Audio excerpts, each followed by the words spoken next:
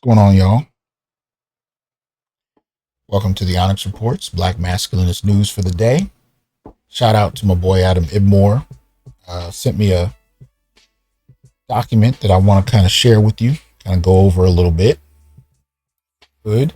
Please make sure you like, share, subscribe, join, and donate. Please support the channel so we can continue to bring you perspectives, arguments, and data that might be of use for you in understanding where Black men and boys actually are and what we need to advocate for. This particular piece comes from blackdemographics.com. Okay. Go ahead and pull it up. Now, I'm going to see if I can blow this up a little bit. I know that it's not going to be the easiest thing for some of you to see, but I'm going to kind of walk through this a little bit. So you can screenshot it. It'll be at all helpful, or you can go to the site itself, demographics.com. And this particular chart is entitled Single Black Millennials, right? Single Black men and women aged 25 to 40. There's approximately 7.7 million single Black millennials, male and female, right? Men and women. And when we go through some of the data, it's some interesting things going on here. Interesting things going on. So we'll start at the top, looking at average yearly salary. We're going to start at the far right, where it says on the top, no income. So you basically have about 1.7 million people with no income. And out of that 1.7, you have more Black men with no income than Black women. Right? By about 266,000 or so. I'm gonna check my math. That ain't exactly been my strong suit. So let me be clear. But a significant number. You have about 973,000 Black men, right? And about 707,000 Black women. Yeah, about 266,000 more Black men with no income. Yeah. Oh, they have it on there. I'm sorry, 265 plus 1,000 more men with no income. So that's consistent with the narrative, but it's true. You know, there's more Black men who are homeless, more Black men who are out of work. We know even before the pandemic, over 35 major cities, Black males were up to 40 and 50% unemployed. What do you think the pandemic did? Right? Then we move forward, and this is 2019 numbers. So this is pre-pandemic, right? We go to under 20,000 a year.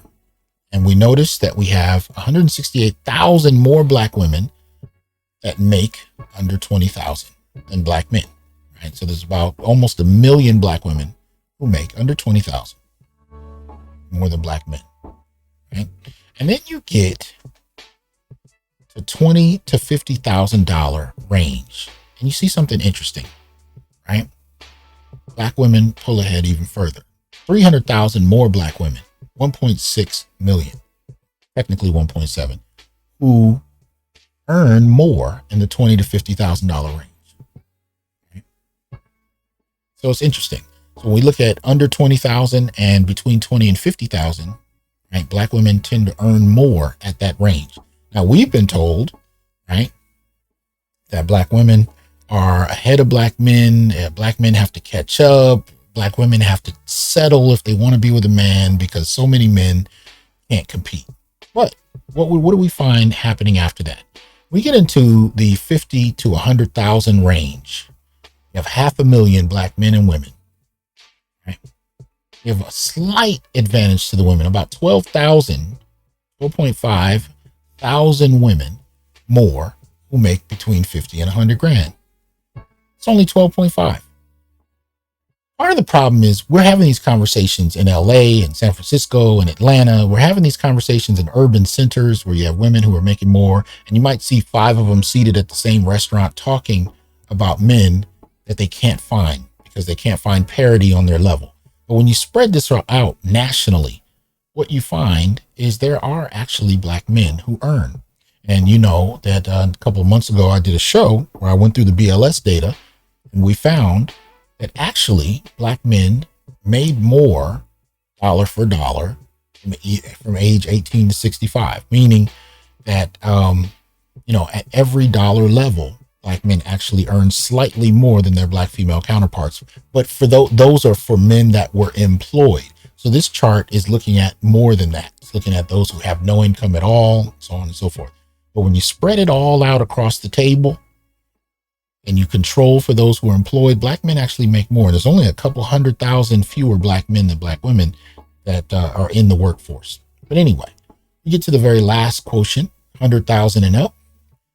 And we see there's a slight advantage where there are about 10,000 black men who earn that, 10.7, 10.8 technically, more black men that earn 100,000 and up than black women. But we're told that these men don't exist, right?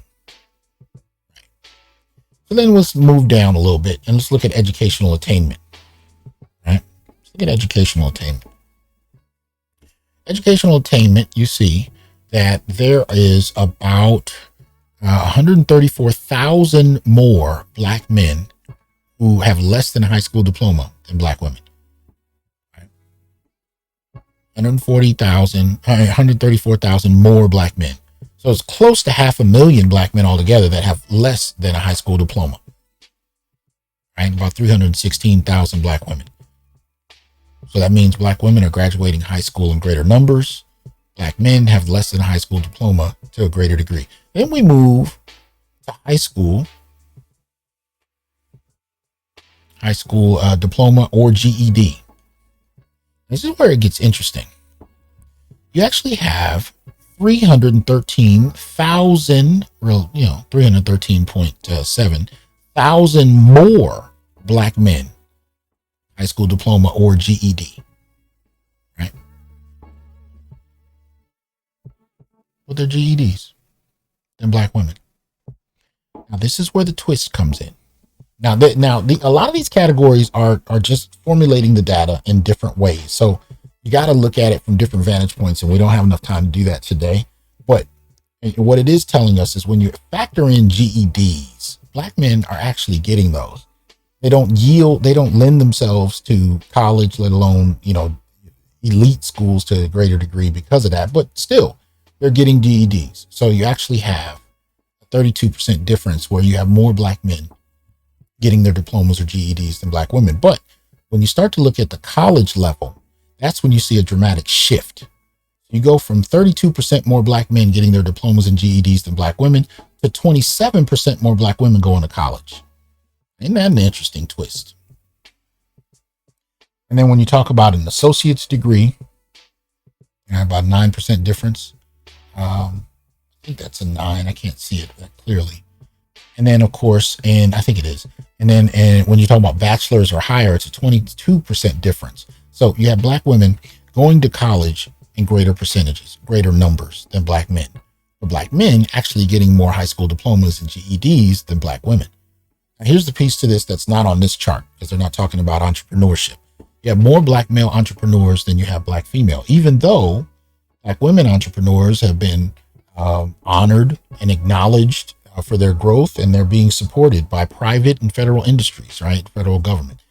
And yet there are more black male entrepreneurs than female.